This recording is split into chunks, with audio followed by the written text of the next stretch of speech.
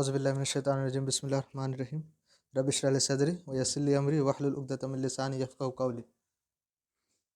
اللہ کے رسول صلی اللہ علیہ وسلم کی ایک صحیح حدیث ہے جس کا میں پیرافیزنگ کرتا ہوں۔ اس کا مفہوم یہ ہے کہ ایک وقت آئے گا کہ فتنے ہمارے گھر پہ ایسے برسیں گے جیسے بارش کے قطرے برستے ہیں، یعنی ایک قطرہ جب برسے گا اور انسان اس سے ابھر ہی نہیں پائے گا کہ دوسرا قطرہ اس کے یہاں آ جائے گا۔ یہ اللہ کے رسول کی صحیح حدیث ہے، اور آج ہم ان چیزوں کے گواہ ہیں اور ہم ان چیزوں کو دیکھ رہے ہیں۔ ہر دن نئے نئے فتنے آ رہے ہیں، اور مجھے ایسا لگتا ہے، یہ میری رائے ہے، کہ فتنے کا ابھرنا یا جو فتنے اپنے عروج پہ چلے جاتے ہیں، اس فتنے کے عروج پہ جانے کی جو سب سے بڑی وجہ ہے وہ کم علمی ہے۔ کسی بھی معاملے میں علم کا نہ ہونا، جب انسان کے اندر علم نہیں ہوتا تو فتنے عروج پہ چلے جاتے ہیں۔ چاہے آپ جتنے بھی دنیا بھر میں نیشنلزمس کی مثال دیکھیں آپ، اور جو ایک اور بڑا فتنہ جو نوجوانوں میں عروج پا رہا ہے کہ دھرم سے پہلے انسانیت ہے، اس کے بارے میں آپ پڑھیں تو آپ کو پتہ چلتا ہے کہ نوجوانوں میں علم کی بہت زیادہ کمی ہو گئی ہے، جس کی وجہ سے یہ فتنے ہمیں نظر آ رہے ہیں۔ اسی طرح ایک ایسا فتنہ ہے جو ویسٹ سے اٹھا تھا، اور آہستہ آہستہ وہ ہمارے انڈیا پاکستان میں بھی آیا اور مسلم معاشروں میں آ گیا، اور مسلم معاشروں میں بڑھتا چلا جا رہا ہے۔ وہ فتنہ ہے ڈرینک کوئن کا پورا ایک کانسیپٹ ہے، جس کو ہم لوگ اپنے یہاں پہ ٹرانسجینڈر کہتے ہیں، اور اردو میں اس کو خواجہ سرا۔ یہ ایک ایسا فتنہ ہے جو اب ہمارے مسلم معاشروں میں بڑے آسانی سے نظر آ رہا ہے۔ تو ہم کوشش کریں گے کہ اس حقیقت کو سمجھنے کے لیے کہ دین میں اور شریعت میں اس کا کیا احکام ہے۔ جیسے کہ اللہ تعالیٰ، ہم سب جانتے ہیں کہ ہم سب اللہ تعالیٰ کی تخلیق ہے، اور اللہ تعالیٰ نے ہم سب کی کریشن کی ہے، اور اللہ تعالیٰ نے انسان کے جینیسس بھی بنائے ہیں۔ جیسا کہ اللہ تعالیٰ قرآن مجید میں فرماتے ہیں کہ یا ایھا الناس، اے لوگو، انا خلقناکم من ذکر و انثی، ہم نے تم کو پیدا کیا مذکر اور مؤنث کی صورت میں۔ ذکر یعنی مذکر، اور انثی یعنی مؤنث۔ وجعلناکم شعوبا وقبائل لتعارفوا، اور ہم نے تمہیں قوموں اور قبیلوں میں اس لیے بانٹ دیا تاکہ تم ایک دوسرے کو پہچانو، تمہاری ایک شناخت بن پائے۔ ان اکرمکم عند اللہ اتقاکم، لیکن اللہ کے نزدیک سب سے زیادہ معزز وہ ہے جو تم میں سب سے زیادہ اللہ سے ڈرنے والا ہے۔ اس آیت میں ہمیں دو باتیں پتہ چلتی ہیں کہ اللہ نے جو تخلیق کی ہے وہ کیا ہے، مذکر اور مؤنث کی صورت میں تخلیق کی ہے۔ دوسری بات یہ کہ قبیلے اور قوموں میں بانٹنے کا جو سب سے بڑا ریزن، سب سے بڑی وجہ تھی، وہ یہ تھی کہ انسان کی اپنی ایک آئیڈینٹی بنے، انسان کی اپنی ایک پہچان، اس کی اپنی ایک شناخت ہو۔ یہاں سے دو باتیں ہمیں ملتی ہیں۔ پھر ایک جگہ سورۃ النساء میں اللہ تعالیٰ قرآن مجید میں فرماتے ہیں، اور ہر جمعہ ہمارے امام صاحب اس پر خطاب کرتے ہیں، اور خطیب جو ہے ہر یہ آیتیں پڑھتا ہے کہ یا ایھا الناس اتقوا ربکم، اے لوگو اپنے رب سے ڈرو، الذی خلقکم من نفس واحدہ، جس نے تمہیں ایک جان سے پیدا کیا، وخلق منہا زوجہا، اور اسی جان سے اس کی بیوی کو اس کے لیے پیدا کیا۔ مراد کون؟ آدم علیہ السلام اور ان کی بیوی حوا علیہ السلام۔ پھر وبث منہما رجالا کثیرا ونساء، اور انہی دونوں سے اللہ نے بہت سے مردوں اور عورتوں کو پیدا کیا۔ یہاں پہ دو لفظ ملتے ہیں ہمیں، کیا؟ رجال و نساء۔ رجال یعنی رجل یعنی مرد، اور نساء جو جمع ہے امرأہ کے، امرأہ یعنی عورتیں۔ اوکے، وہاں پہ ہمیں کیا پتہ چلا؟ مذکر اور مؤنث، یہاں پہ مرد اور عورت۔ ان دونوں آیت سے ہمیں پتہ چلتا ہے، اس کا مفہوم میں آپ کو پیرافریزنگ کرتا بتاتا ہوں، کہ ان دونوں آیت سے اللہ تعالیٰ یہ بتانا چاہ رہے ہیں کہ اللہ تعالیٰ نے پوری انسانیت کی جو تقسیم کی ہے وہ جینڈر بائنری کے طور پہ کی ہے، یعنی مرد اور عورت کے طور پہ کی ہے۔ انسانیت تقسیم یا تو مرد ہیں یا تو عورتیں ہیں، تیسرا کچھ نہیں۔ اور اللہ تعالیٰ نے قرآن میں یہ بات واضح کی ہے کہ جینڈر نیوٹرلٹی کہتے ہیں کہ ایک انسان، مرد خود کو مرد ہی نہ کہے اور عورت خود کو عورت ہی نہ کہے، اپنی فیلنگ کے بنا پہ ڈیسائیڈ کرے کہ میں کیا ہوں۔ جیسے ویسٹ میں ایک بڑا فتنہ ہے، اس پہ ہم لوگ انشاءاللہ بات کریں گے ابھی۔ تو جینڈر نیوٹرلٹی کو رد کر دیا ہے اس آیت کے ذریعہ، ٹھیک ہے۔ اسی طرح قرآن مجید میں اور احادیث میں بہت ساری ایسی آیتیں ہیں جو جینڈر بائنری پہ بات کرتی ہیں کہ انسان یا تو مرد ہے یا تو عورت ہے۔ جیسا کہ اللہ تعالیٰ فرماتے ہیں کہ وَخَلَقْنَاكُمْ أَزْوَاجًا، کہ ہم نے تمہیں پیدا کیا ایک جوڑوں کی صورت میں۔ وَاللَّهُ جَعَلَ لَكُم مِّنْ أَنفُسِكُمْ أَزْوَاجًا، دوسری جگہ فرماتے ہیں کہ وہی اللہ جس نے تمہیں پیدا کیا تمہارے جانوں کے جوڑوں سے۔ وَاللَّهُ خَلَقَكُم مِّن تُرَابٍ، وہ اللہ جس نے پیدا کیا تمہیں مٹی سے، ثُمَّ مِن نُطْفَةٍ، پھر نطفے سے، اسپرم سے، ثُمَّ جَعَلَ لَكُمْ أَزْوَاجًا، اور پھر تمہیں تقسیم کر دیا جوڑے میں، مرد اور عورت کی صورت میں۔ اور اسی چیز کو نبی صلی اللہ علیہ وسلم نے اپنی حدیث میں سولیڈیفائی کیا ہے، پختہ کر دیا ہے۔ جیسے کہ اللہ کے رسول فرماتے ہیں کہ عورتیں مردوں کے شق ہیں، شق کہتے ہیں حصے کو، کمپلیمنٹری پارٹس کو، یعنی اگر وہ نہ ہو تو وہ چیز مکمل نہیں ہوتی، ایسا حصہ ہے۔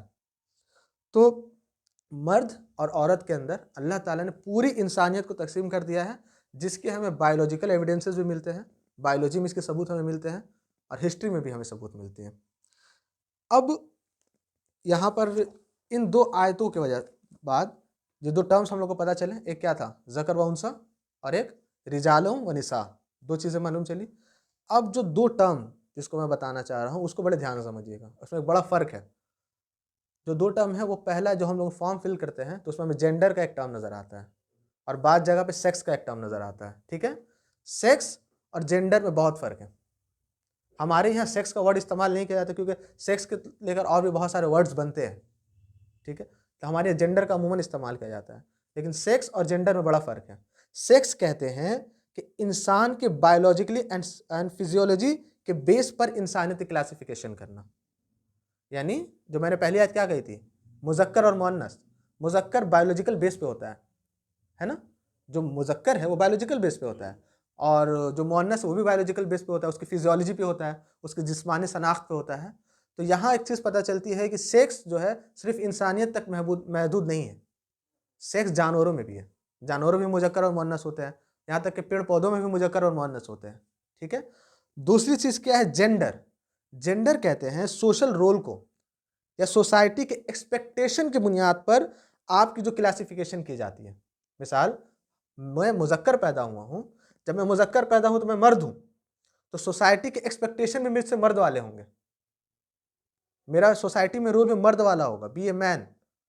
اور اگر کوئی ایک عورت ہے تو سوسائٹی میں اس کا رول آٹومیٹکلی ایک عورت کے طور پہ بنے گا، وہ خود کو عورت کی طرح، عورت کے باتھ روم سے استعمال کرے گی، عورتوں کے محفل میں بیٹھے گی، عورتیں جو چیز پسند کرتی وہ چیز پسند کرے گی۔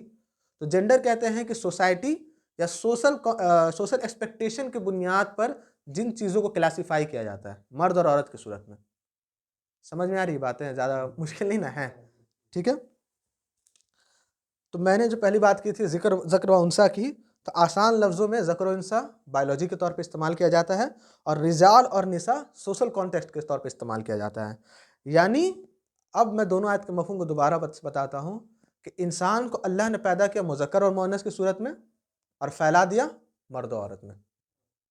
یہ جو دو آیتیں الگ الگ ہیں، اب اس میں مفہوم بتا رہا ہوں، پیدا ہوئے ہم لوگ مذکر اور مؤنث کی صورت میں، اور پھیلے کس طرح، مرد و عورت میں، ٹھیک ہے۔ اب ان دونوں آیت کو ہم یہ سامنے رکھتے ہیں، اور یہ ایک بنیاد جو میں نے بتائی، اس پر ہمیں چار باتیں پتہ چلتی ہیں۔ پہلی بات یہ ہے کہ اللہ تعالیٰ نے اور دین اسلام نے جینڈر اور سیکس کو سینونیمز کے طور پہ استعمال کیا ہے، وہ دونوں انٹرچینجبل ہے آپس میں، یعنی ہم معنی ہے، یعنی کہیں آپ کو ذکر ملے گا، کہیں آپ کو رجل ملے گا۔ یعنی اگر ذکر کی بات ہو رہی ہے، یعنی مذکر کی بات ہو رہی ہے، تو آپ کے دماغ میں آٹومیٹکلی چلے گا کہ مرد کے اوپر احکام بات ہو رہے ہیں، اور مؤنث کی بات ہو رہی ہے تو آپ کو پتہ چلے گا کہ عورتوں کے بارے میں بات ہو رہی ہے۔ تو یہاں پر سینونیمز کے طور پر اللہ تعالیٰ نے اور دین اسلام نے اس کو استعمال کیا ہے۔ دوسری چیز یہ ہے کہ ہمارے دین کے اندر ان دونوں میں فرق کرنے کی بھی ضرورت نہیں رہی۔ کس میں؟ یعنی سیکس اور جینڈر میں۔ یعنی کہ اگر آپ مذکر ہیں تو آپ خود کو مذکر کہہ لیں یا مرد کہہ لیں، بات ایک ہی ہے۔ اگر آپ کوئی مؤنث ہے تو وہ خود کو مؤنث کہہ لے یا امرأہ کہہ لے یا نساء کہہ لے، بات ایک ہی ہے۔ سیکس اور جینڈر میں کوئی فرق نہیں ہے، اور دونوں کو کس طور پہ استعمال کیا گیا؟ سینونیمز کے طور پہ استعمال کیا گیا، ٹھیک ہے۔ اور ویسٹ میں اسی میں فرق کیا جاتا ہے۔ ویسٹ کا جو فتنہ نکلا ہے ٹرانسجینڈر کا، انہی دونوں میں فرق کے ذریعے نکلا ہے۔ اب میں کیسے وہ آگے بتاتا ہوں، پہلے یہ میں جنرل پرنسپل ایک بتا رہا ہوں تاکہ بیس سمجھ میں آئے۔ تیسری چیز ہے کہ دینی تعلیم کی بنیاد پر ایک بندے کا جینڈر اس کے سیکس پہ ڈیپینڈ کرتا ہے۔ یعنی اگر کسی کا جینڈر مرد ہے تو مرد کی اس کا جو جینڈر ہے اس کے سیکس پہ ڈیپینڈ کر رہا، کیونکہ وہ پیدا مذکر ہوا تھا۔ آپ مذکر پیدا ہو کر خود کو جینڈر پہ عورت نہیں لکھ سکتے، یہ دین ہمیں بتاتا ہے۔ یا کوئی مؤنث پیدا ہوئی ہے تو وہ خود کو مردوں کی طرح ٹریٹ نہیں کرے گی، یہ ہمارا دین بتاتا ہے۔ تو بیسیکلی ہمارا جینڈر جو ہے وہ کس چیز پہ ڈیپینڈ کر رہا ہے؟ سیکس پہ ہمارے ڈیپینڈ کر رہا ہے۔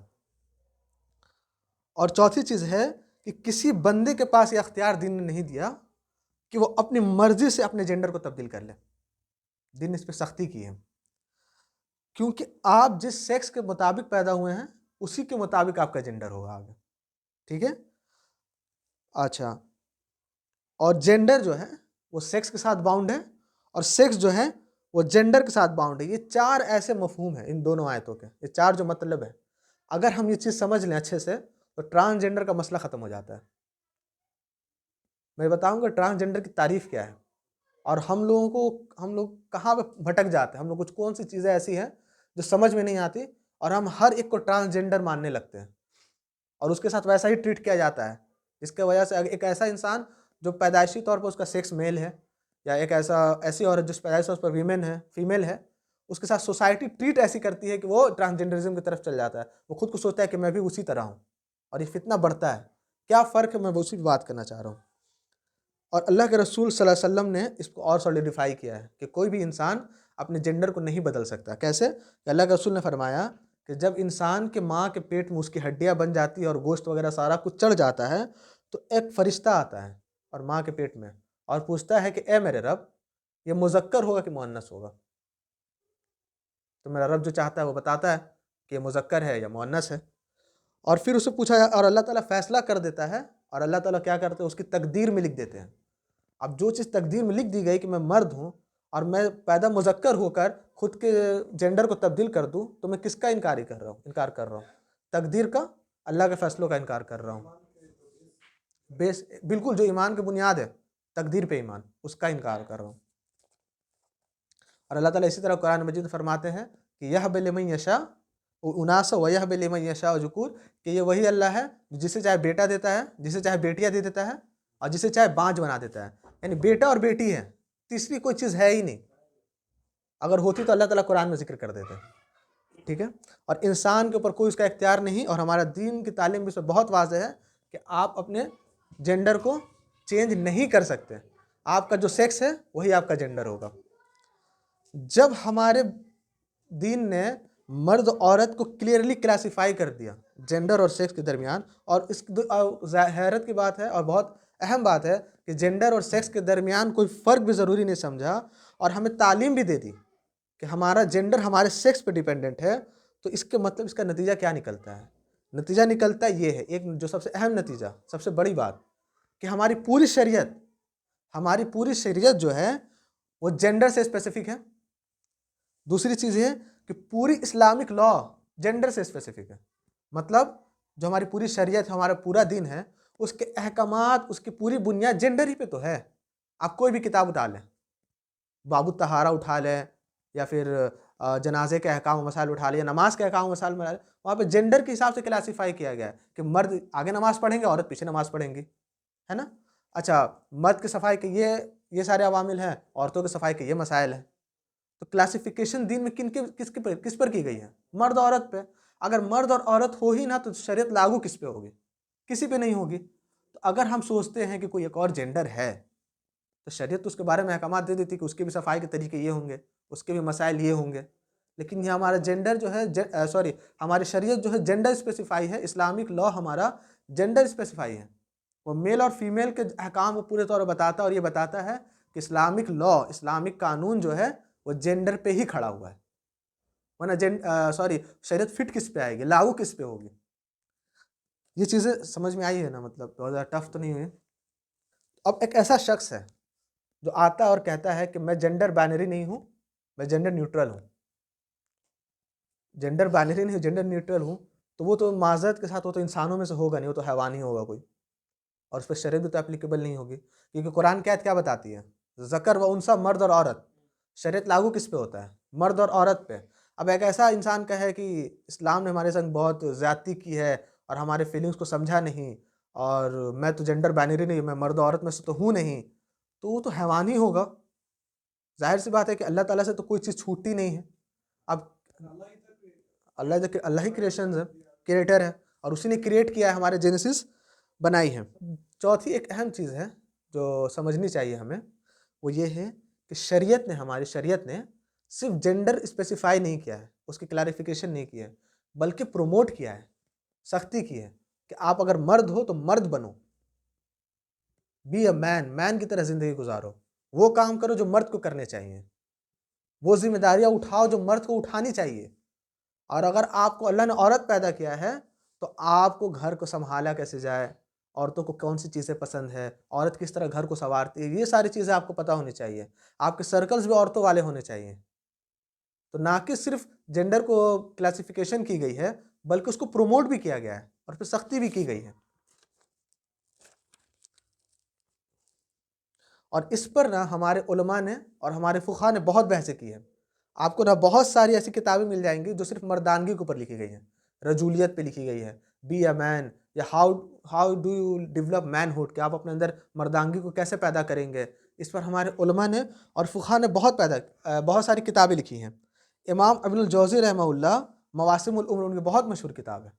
وہ اپنی کتاب میں لکھتے ہیں کہ اگر ایک لڑکا ہے اور وہ لڑکا بچپن میں ایسے رنگ کو، ایسے کھیل کو، ایسے محفل کو پسند کرتا ہے جو وہ عورتوں کو پسندیدہ ہے، تو اس کو تعلیم دی جائے کہ بیٹا دیکھو یہ تمہاری چیز نہیں ہے، تو مردوں کی یہ چیز ہے، تم اس کو پسند کرو. نہ کہ اس کو چھوڑ دیا جائے کہ تم جیسے فیل کرتے ہو اپنے فیلنگ پہ رہو، بلکہ اس کو تعلیم دی جائے کہ مرد کے لیے کیا چیزیں چاہیے، تم مرد ہو، تم عورتوں کی طرح نہ بنو، اس کو سکھایا جائے. اور اللہ معاف کرے، جو آپ دیکھیں گے کہ ریمبو کلچر ایک چلا ہوا ہے، ریمبو سائن ہی ہے اس فتنے کا، ٹرانسجنڈرزم کا یا LGBTQ کا. اور بچوں میں اس طرح کے کھلونے پروموٹ کیے جا رہے ہیں کہ بچے اس طرح، جو مرد ہے وہ عورتوں والے کلر سے پربھاوت ہو اور اپنا جو ہے وہ اپنی تخلیق کو بدلے اور اللہ کی تقسیم پر وہ راضی نہ رہے. یہ بہت بڑا ایک فتنہ ہے. غلط ہے، جو صحیح ہے اس کو بھی غلط کی طرف لے کے جا رہا ہے. ایگزیکٹلی. تخلیق بدلنے کا مقصد کیا ہے؟ اللہ نے تخلیق کیا تو ہر چیز صحیح تخلیق کی ہے، اس تخلیق کو بگاڑو، صحیح کو غلط کر دو. ابھی 2 ٹرمز ایسے ہیں جو سوشل میڈیا پہ اور ایک فتنے کی صورت میں بہت زیادہ وائرل ہے. وہ 2 ٹرم ہی ہیں. پہلا ٹرم ہے انٹرسیکس اور دوسرا ٹرم ہے ٹرانسجنڈرزم. ہم لوگ صرف یہاں پہ کوئی ہم لوگ پولیٹیکل بات نہیں کریں گے اور سائنس کی بات نہیں کریں گے کہ سائنس کیا کہتا ہے. ہم لوگ دیکھیں گے کہ دین کیا کہتا ہے اس کے بارے میں. صرف آج اتنا ہی مختصر بات کریں گے، پھر انشاءاللہ موقع ملا تو اس کو میں اور ایڈ کروں گا انشاءاللہ. پہلی چیز، کس انٹرسیکس کہتے کس کو ہے؟ اللہ تعالیٰ نے، ہم سب جانتے ہیں کہ ہم لوگ اللہ کی کریشن ہے اور اللہ تعالیٰ نے انسان کو پیدا کیا. بعض اوقات انسان کی کریشن میں نا بایولوجیکلی ایب نارمیلٹی آ جاتی ہے، مطلب اس کی کریشن میں کچھ نہ کچھ کمی اور خامیاں ہو جاتی ہیں بعض اوقات. یہ اللہ کی مرضی ہے. اب ہوتا یہ ہے کہ کچھ بایولوجیکل ایب نارمیلٹی جو ہے نا وہ ظاہر نہیں ہوتی، وہ انسان کے خون میں ہوتی ہے، اس کے کروموسوم میں ہوتی ہے اور یا اس کے DNA میں ہوتی ہے، جس کی وجہ سے ہوتا یہ ہے کہ وہ ریکریٹ نہیں کر پاتا ہے، وہ ریپروڈیوس نہیں کر پاتا ہے. ایسے لوگوں کو انٹرسیکس کہا جاتا ہے. اور بعض اوقات ہوتا یہ ہے کہ یہ ایب نارمیلٹی جو ہے وہ ظاہر ہو جاتی ہے. مثال کے طور پر لڑکا پیدا ہوتا ہے، اس کے دونوں آرگنز ہوتے ہیں، میل اور فیمیل دونوں آرگنز ہوتے ہیں. یہ بہت، ہاں اس کو میں اسٹیٹس بتاتا ہوں کتنے ہیں. تو اس کو انٹرسیکس کہتے ہیں کہ انسان کے اندر بایولوجیکلی ایب نارمیلٹی ہے، چاہے وہ اس کے DNA میں ہو، اس کے کروموسوم میں ہو. یہ ایک چھپی ہوئی چیز ہے جس کو پتہ بھی نہیں ہوتی. اور ایسے بہت سارے لوگ ہمارے درمیان ہیں، اس کو پتہ بھی نہیں ہے کہ میرے اندر یہ ساری چیزیں ہیں. وہ مردوں کی طرح اٹھتے ہیں، مردوں کی جگہ پہ رہتے ہیں اور مرد کی طرح بیہیو کرتے ہیں، لیکن کو پتہ نہیں ہوتی. لیکن بعض اوقات ایسا ہوتا ہے کہ جو بایولوجیکلی ایب نارمیلٹی ظاہر ہو جاتی ہے، اس کے میل اور فیمیل دونوں آرگنز جو ہیں وہ دونوں ہوتے ہیں انسان کے. ایسے لوگوں کو کہا جاتا ہے انٹرسیکس. اور ہمارا دین جو ہے ان لوگوں کو ایکنالج کرتا ہے. انٹرسیکس کو شریعت میں خنثی کہا جاتا ہے، عربی میں خنثی کہا جاتا ہے. دوسرا چیز جو ایک بڑا فتنہ ہے وہ ہے ٹرانسجنڈرزم، ٹرانسجنڈر. یہ لوگ کون ہیں؟ یہ وہ لوگ ہوتے ہیں جو ہوتے مرد اور عورت ہی ہیں، پیدا بھی مرد ہوتے ہیں، مذکر ہوتے ہیں، اور ہوتے مرد اور عورت ہیں، اور سیکس بھی ایک ہوتا ہے. لیکن وہ کیا کرتے ہیں؟ وہ اپنے جینڈر کو بدل دیتے ہیں because he feel like a woman. وہ خود کو، اور اس کو دل کرتا ہے، ان کا احساس ہوتا ہے کہ میں عورت کی طرح ہوں، بس وہ کیا کرتے ہیں؟ سرجری کرواتے ہیں اور اپنے جینڈر کو بدل دیتے ہیں. اس کو کہتے ہیں ٹرانسجنڈرزم. اور کیا ہوتا ہے؟ یہ اپنے سیکس کے مخالف کام کرتے ہیں. شریعت میں، دین اسلام میں ٹرانسجنڈر کے لیے 2 اصطلاح کا استعمال کیا گیا ہے. پہلا اصطلاح مخنث ہے، آپ لوگوں نے بہت سنا ہوگا اس کے بارے میں. مخنث ایسا مرد جو بایولوجیکلی مرد ہوتا ہے، پیدا مرد کی صورت میں ہوتا ہے، مذکر ہوتا ہے، وہ مرد ہی ہوتا ہے، لیکن وہ فیل کرتا ہے عورت کے طور پہ، تو وہ کیا کرتا ہے؟ خود کو عورت بنا لیتا ہے. اس کے لیے جو لفظ استعمال کیا گیا ہے مخنث، اور یہ بہت زیادہ ہوتے ہیں، میجورٹی ان کی ہوتی ہے. اور دوسرا جو لفظ استعمال کیا گیا ہے مترجلہ، اس کا جمع ہے مترجلات، یعنی ایسی عورت جو بایولوجیکلی فیمیل پیدا ہوتی ہے، اس کے آرگنز بھی فیمیلز کے ہوتے ہیں اور وہ عورت ہی ہوتی ہے، لیکن وہ فیل کرتی ہے کہ وہ مرد جیسی ہے، وہ بہادر ہے اور خود کو مرد جیسے فیل کرتی ہے، وہ سرجری کروا لیتی ہے اور خود کو مرد بنا لیتی ہے. اس کو کہتے ہیں مترجلات. شریعت میں ٹرانسجنڈر کے دو چیز بتائے گئے. کیا پہلا کیا تھا؟ مخنث، اور دوسرا مترجلہ. اور یہ ڈفرینسیشن نا احادیث میں بھی پہلے سے کر دی گئی ہے. اب دلچسپ بات، کچھ اہم باتیں انٹرسیکس کے تعلق سے سمجھیے جو بہت اہم ہے. حدیث کے اندر مخنث اور مترجلہ یہ ٹرم ملتی ہے. حدیث میں مخنث اور مترجلہ ملتی ہے، لیکن حدیث میں خنثی کا لفظ نہیں ملتا ہے. یہ بہت اہم دلچسپ بات ہے کہ شریعت نے تو ان کو پروٹیکٹ کیا ہے اور ان کو ایکنالج کر رہا، لیکن حدیث میں خنثی کا لفظ ملتا کہ نہیں ہے. یہ تو بہت سوچنے والی بات ہے.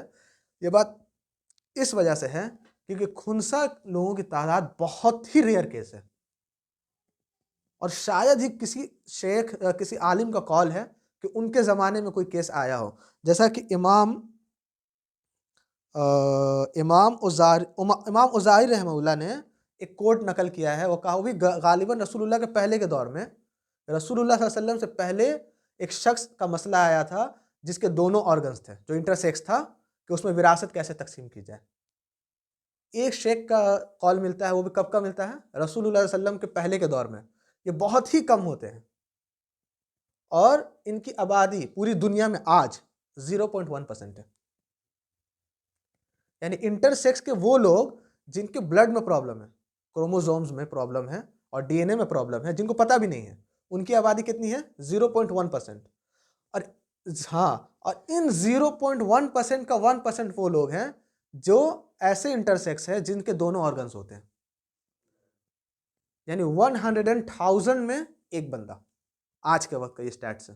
انڈیا میں کیا ہے مجھے نہیں پتا ہے، ورلڈ کا میں سٹیٹس بتا رہا ہوں کہ 0.1% انٹرسیکس کون ہے؟ جن کے کروموزوم میں مسئلہ ہے. اور اس 0.1% کا 1% وہ لوگ ہیں جس کے دونوں آرگنز ہیں. یہ پہلی بات. اسی لیے ہمیں حدیث میں خنثی کا لفظ استعمال نہیں ملتا. یہ فتویٰ کونسل اور ہمارے علماء اور فقہاء نے جو بحثیں کی ہیں اس سے یہ لفظ ہمیں ملتا ہے خنثی. پہلی چیز تھی. اور ہاں یہاں یہ بھی سمجھ لیں کہ ان لوگوں کے بایولوجی کا مسئلہ ہوتا ہے، دماغ کا مسئلہ نہیں ہوتا، کوئی سائیکولوجیکل ایشو نہیں ہوتا.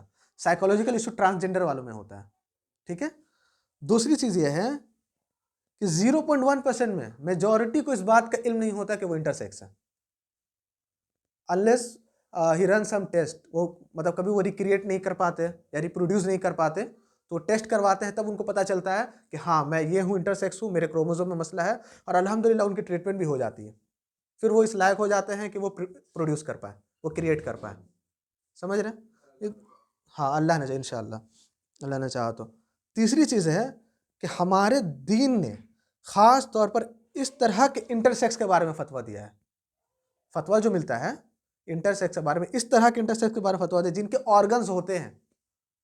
جن کے آرگنز نہیں ہوتے ان کو مرد یا عورت میں ہی کنسیڈر کیا جائے گا، لیکن جس کے آرگنز ہوتے ہیں، دونوں آرگنز ہوتے ہیں، تو دین نے فتویٰ دیا ان کے بارے میں.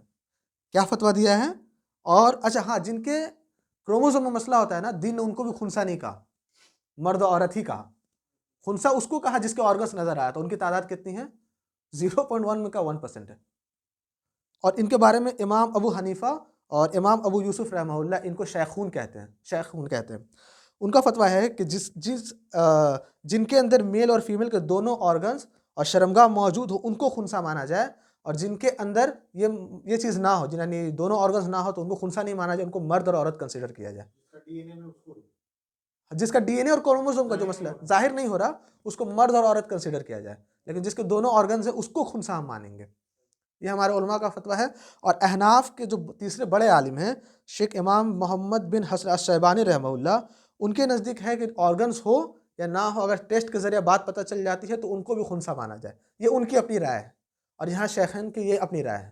یعنی دونوں نے کسی طرح بھی انٹرسیکس کو دین نے ہمارا کیا پروٹیکٹ کیا ہے، اور اس میں بڑی بحثیں موجود ہیں انٹرسیکس کو. اور علماء کی بحثیں اس میں ملیں گی، خنثی مشکل، خنثی غیر مشکل. خنثی مشکل کون ہوتا ہے؟ جس کے دونوں آرگنز ہو جاتے ہیں. اور خنثی غیر مشکل کون ہے؟ جس کے آرگنز ہے ہی نہیں، ہاں اس کو مرد اور عورت کو کنسیڈر کیا گیا. یہ آپ کو لفظ ملیں گے، ٹرمز ملیں گے.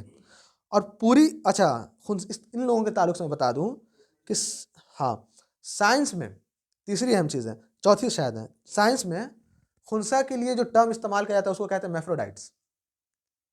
اور ہسٹری اس بات کے ثبوت ہے کہ آج تک دنیا میں کوئی بھی ٹرو ہرمیفروڈائٹ ایگزسٹ کیا ہی نہیں ہے.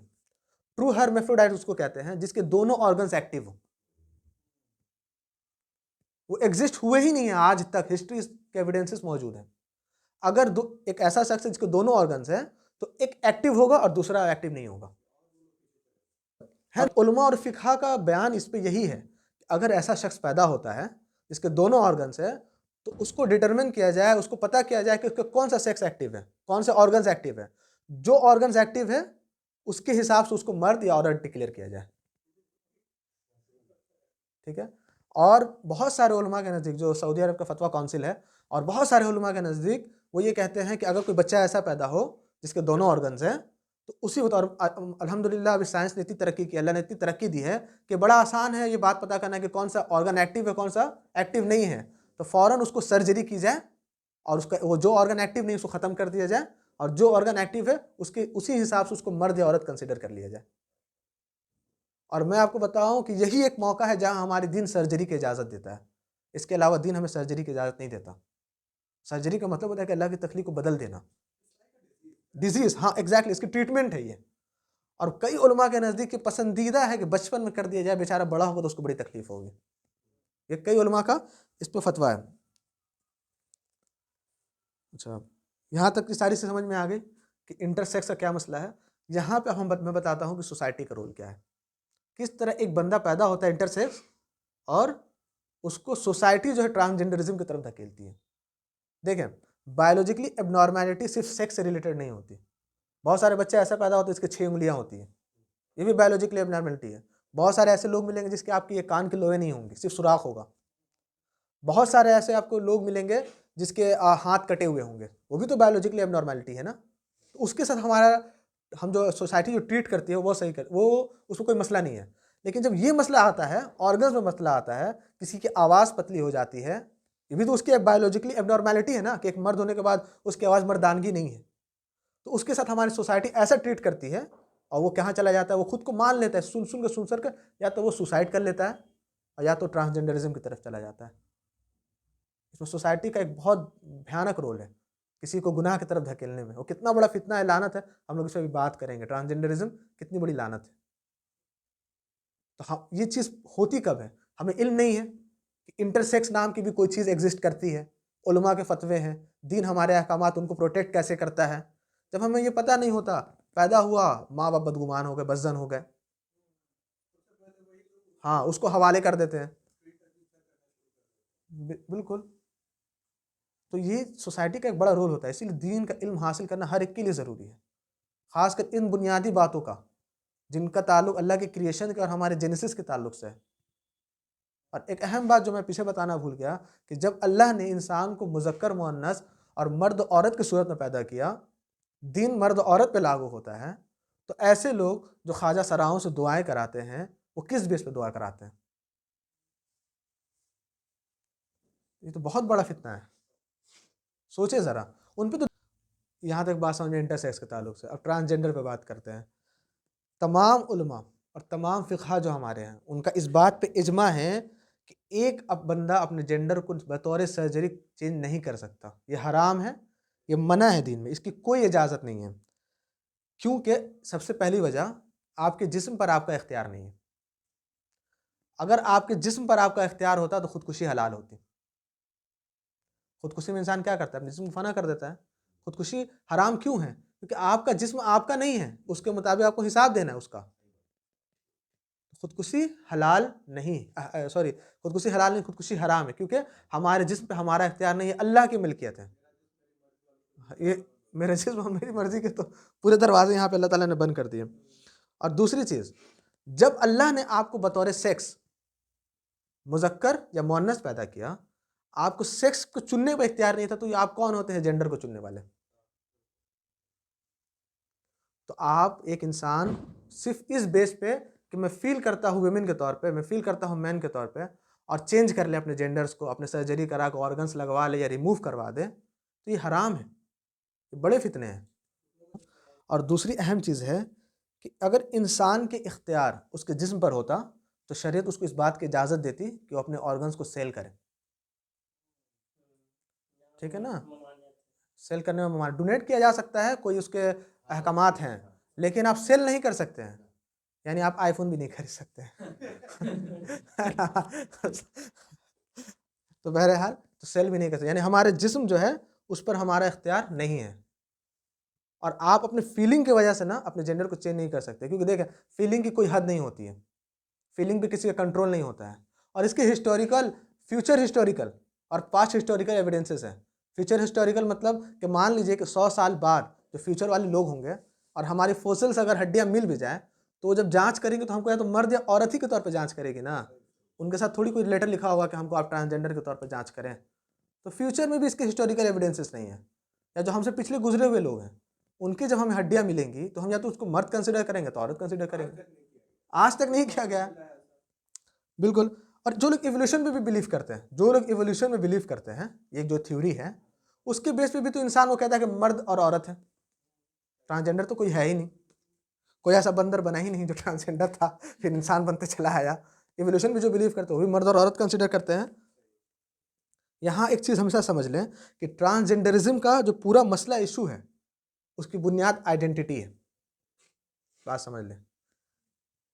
انٹرسیکس کو آج نہ مسئلہ ہے، نہ پہلے کبھی مسئلہ تھا اور نہ آگے کبھی مسئلہ ہوگا. آپ نے سنا انہوں نے کبھی بھی کوئی پریڈ نکالی ہی نہیں ہے، کیونکہ میجورٹی کو پتہ ہی نہیں ہے کہ وہ انٹرسیکس ہے. اور ان کو پتہ ہے کہ میری بایولوجیکل ایب نارمیلٹی ہے، اور اگر میں بایولوجیکل ایب نارمیلٹی دور کر دوں گا تو یا تو میں مرد ہوں یا تو میں عورت ہوں، ہے نا. تو آئیڈینٹی کیا بن رہی ہے؟ مرد اور عورت بن رہی ہے، تیسری آئیڈینٹی ہے نہیں. اور یہ ٹرانسجینڈر چاہتے ہیں کہ ہمیں ایک آئیڈینٹی ملے، کھانوں میں ہمارا بھی نام ہو. یہ ان کی ڈیمانڈز ہیں. اب جو بھی کرے، جو بھی کوئی جس بھی ملک کا قانون جو بھی یہ ایکٹس وغیرہ لائے اس سے ہمارا غرض نہیں. ہمارا دین اور ہمارا شریعت کیا کہتا ہے یہ ہمارے لیے میٹر کرتا ہے. جو ابھی انڈیا میں جو ایکٹ آیا ٹرانسجینڈرزم پہ 2019 میں لکھا گیا تھا بل اور پاس ہوا 20 جنوری 2020 میں یہ ایکٹ پاس کیا گیا کہ ان کو تمام حقوق کی حفاظت کی جائے. تو الحمدللہ ہمارے ہندوستان کے جو علماء تھے اور جو فقہاء تھے انہوں نے بحثیں کی، انہوں نے گورنمنٹ آف انڈیا کو اپنے فتوے دیے کہ آپ بھلے ہی لائیں لیکن ہماری شریعت اس کو نہیں مانتی ہے. یہاں پر ایک چیز، ایک اہم بات یہ ہے، یہ سمجھ لیجئے گا کہ ہمارے دین کے اندر نا کوئی تھرڈ جینڈر نہیں ہے. مراد یہ جی ہاں، اب مراد یہ، اس کی وضاحت سمجھ لیجئے کہ ہمارے دین نے انٹرسیکس کو ایز اے آئیڈینٹی نہیں بلکہ بایولوجیکلی ایب نارمیلٹی کے طور پہ استعمال کیا ہے. ایز اے آئیڈینٹی مرد اور عورت ہے، اور یہ انٹرسیکس کی جو مسئلے ہیں وہ کیا ہے؟ بایولوجیکل ایب نارمیلٹی ہے. اوکے. اور ہمارا دین اس بات کو مانتا ہے، ایکنالج کرتا ہے کہ بایولوجیکل ایب نارمیلٹی ہو سکتی ہے. ایک بندہ پیدا ہوتا ہے تو اس کے دونوں آرگنس ہو سکتے ہیں یا دونوں آرگنس نہیں بھی ہو سکتے ہیں. کچھ کیسز ایسے بھی ہیں کہ دونوں آرگنس نہیں ہوتے، بس ایک سوراخ ہوتا ہے جس سے وہ پیشاب وغیرہ کرتا ہے. یہ بھی مسئلہ ہو سکتا ہے، دین ایکنالج کرتا ہے لیکن آئیڈینٹی کے طور پہ ایکنالج نہیں کرتا. وہ کس بیس پہ ایکنالج کرتا ہے؟ ایب نارمیلٹی کے بیس پہ ایکنالج کرتا ہے، اور سرجری کی اجازت بھی دیتا ہے اور ان کو پروٹیکٹ بھی کرتا ہے کہ آپ مرد اور عورت کے باکس میں ہیں. اگر کسی کا میل آرگن ایکٹیو ہے تو اس کو مرد والے احکامات کام کرنے چاہیے، مردوں کے باتھ روم استعمال کرنے چاہیے، مرد کے گیدرنگس میں جانے چاہیے. اور کسی کا عورت کے آرگنز ایکٹیو ہے تو اس کو عورت کے طرح رہنا چاہیے. ہمارا دین ان کو کیا کرتا ہے؟ پروٹیکٹ کرتا ہے. تو بنیادی حل یہی ہے کہ انسان یا تو مذکر ہوگا یا تو مؤنث ہوگا، تیسرا کچھ نہیں ہو سکتا. اور اللہ تعالیٰ کہتے ہیں، جو میں بات کہہ رہا ہوں یہ امام ابو قدامہ رحمہ اللہ کی کوٹ ہے، وہ یہی کہتے ہیں کہ اللہ تعالیٰ نے کہا کہ اللہ نے انسان کو ذکر اور انثیٰ کی صورت میں پیدا کیا اور مردوں اور عورت کی صورت میں پھیلا دیا. اب تیسرا کوئی مخلوق نہیں ہے. اور اگر کسی انٹرسیکس کے اندر میل ڈومینیشن ہے تو اس پر مردوں کے احکام لاگو کرو، اور اگر کسی انٹرسیکس کے اندر فیمیل ڈومینیشن ہے تو اس پہ فیمیل کے، عورتوں کے احکامات کو آپ لاگو کرو. یہاں ہم حیرت ہے کہ یہاں ہم انٹرسیکس کو ماننے کو تیار نہیں ہے نا. اور یہ ویسٹ والے ہم سے ٹرانسجینڈرزم بنوا رہے ہیں. اب یہ اس کو آپ کہہ لینا کہ جو ٹرانسجینڈر بنتا ہے وہ اس کے انہیلدی ڈیزائرز ہیں اور کچھ نہیں ہے. اب کسی کے انہیلدی ڈیزائرز کی بنا پر اس کو تو آئیڈینٹی نہیں دی جا سکتی نا. مثال کے طور پر میرا ڈیزائر ہے کہ میں لوگوں کو جان سے ماروں، تو میں کیا لکھوا دوں کہ میں مرڈرر ہوں، اور آپ آئیڈینٹی ایکسیپٹ کر لو، میرے حقوق کی حفاظت کرو. یہ تو کوئی کسی طرح سے یہ بات سمجھ میں نہیں آتی ہے نا. اب ایک بندہ آیا بورڈ لکھا کہ میرا ڈیزائر ہے کہ میں مرڈر کروں، اس لیے میں ایز اے مرڈرر ہوں، دی مرڈرر. تو اس کو جوتے پڑیں گے کہ نہیں پڑیں گے؟ بالکل پڑیں گے. اب ایسا بندہ اٹھتا ہے جو مرد ہے، بایولوجیکلی مرد ہے، کچھ دن مرد رہا، اس کو فیل ہوتا ہے کہ میں عورت ہوں. اب اس کے ڈیزائرز کے بیس پر آپ اس کو پروٹیکشن دو گے، اس کو پروموٹ کرو گے، تو یہ فتنہ ہی تو ہے، اور یہ فتنہ صرف مسلمانوں کے لیے نہیں ہے، پوری انسانیت کے لیے فتنہ ہے۔ اللہ کے رسول اللہ کے وسلم نے فرمایا کہ اللہ تعالیٰ نے اور اللہ کے نبی نے لعنت فرمائی ان لوگوں پر جو مرد ہیں لیکن willfully مرضی سے اپنی عورتوں کی طرح ایکٹ کرتے ہیں، اور ایسی عورتوں پر لعنت فرمائی جو عورت ہیں لیکن willfully مردوں کی طرح ایکٹ کرتی ہے، مردوں سے کپڑے پہنتی ہے۔ اور یہاں پر یہیں سے جو لفظ نکلا ہے، حدیث یہ ہے کہ لعن اللہ مخنثین من الرجال، مخنث کا لفظ یہیں سے آیا ہے کہ اللہ کی لعنت ہے ایسے مردوں پر جو عورتوں کی طرح ایکٹ کرے، والمترجلات من النساء، اور لعنت ہے ان عورتوں پر جو مرد بننے کی کوشش کرتی ہیں۔ تو مخنث اور مترجلہ یہیں سے نکلا ہوا ہے، بالکل خلاف ہے۔ ہاں الحمدللہ۔ اور اب نبی صلی اللہ علیہ وسلم نے فرمایا کہ ان کو اپنے گھروں سے نکال دو، ان کو جلا وطن کر دو، اور یہ تمہارے سماج میں نہیں رہ سکتے، کیونکہ ان کے وجہ سے فساد کریٹ ہوگا، اور یہ ہوتا ہے اور ہو رہا ہے، اس میں کوئی شک نہیں، یہ اللہ کے رسول کی حدیث ہے۔ اور یہ حدیث ان لوگوں کے لیے جو willfully کرتے ہیں۔ اوکے، اچھا، امام نووی رحمہ اللہ نے ایک بہت اہم بات یہاں لکھی ہے، انہوں نے کہا کہ مخنث کی دو قسمیں ہیں، یہ بہت اہم پوائنٹ ہے۔ کہتے ہیں کہ مخنث کی دو قسمیں ہیں، ایک مخنث وہ ہے جو willfully کرتا ہے اور اس پہ لعنت ہے، اور ایک مخنث وہ ہے نا جو willfully نہیں کرتا بلکہ وہ ریزسٹ کرتا ہے اپنے بات۔ مثال کے طور پر اس کی آواز سے اس کی چال ڈھال جو ہوگی تھوڑی سی فیمنزم ٹائپ کی ہوگی، فیمیل ٹائپ کی ہوگی، اس پہ اس کا کنٹرول نہیں ہے، وہ رہتا ہے مردوں میں اور مردوں کی طرح رہنا چاہتا ہے، لیکن اس کی آواز جو بالکل پتلی سی ہوگی، مردانگی نہیں ہوگی، تو یہ مخنث کی دوسری قسم جو willfully ایکٹ نہیں کرتے، ٹھیک ہے، تو ان پر لعنت نہیں ہے، بلکہ دین نے ان کو پروٹیکٹ کیا ہے اور کہا ہے کہ ان کی حفاظت کرو، ان کو بلی ہونے سے بچایا کرو، ان کو موک نہ کرو، ان کو ستایا نہ کرو۔ اب ہوتا یہ ہے کہ جب ان کو ستایا جاتا ہے تو یہ کہاں فتنے کی طرف چلے جاتے ہیں، تو فتنوں کی طرف لا علمی کی وجہ سے اللہ معاف کرے ہم جیسے ہی لوگ ہوتے بھیجنے والے، تو اللہ تعالیٰ ہم سب کو محفوظ رکھیں۔ یہ بہت میں نے ایک جنرل پرنسپل ایک بتائی ہے ٹرانسجنڈرزم پہ، اور انشاءاللہ پھر کہیں موقع ملا تو اس کے ہسٹوریکل ایویڈنسز کیا ہے اور سائنس اس کو کیسے غلط ثابت کرتا ہے، اس پر بھی ہم لوگ انشاءاللہ آنے والے دنوں میں بات کریں گے۔ اللہ تعالیٰ ہم سب کو فتنوں سے محفوظ رکھیں اور ہمارے لیے دین کی سمجھ کو آسان کریں، دین کے علم کو آسان کریں۔ سبحانک اللہم و بحمدک، اشہدو ان لا الہ الا انت استغفرک و اتوب الیک۔ السلام علیکم و رحمۃ اللہ وبرکاتہ۔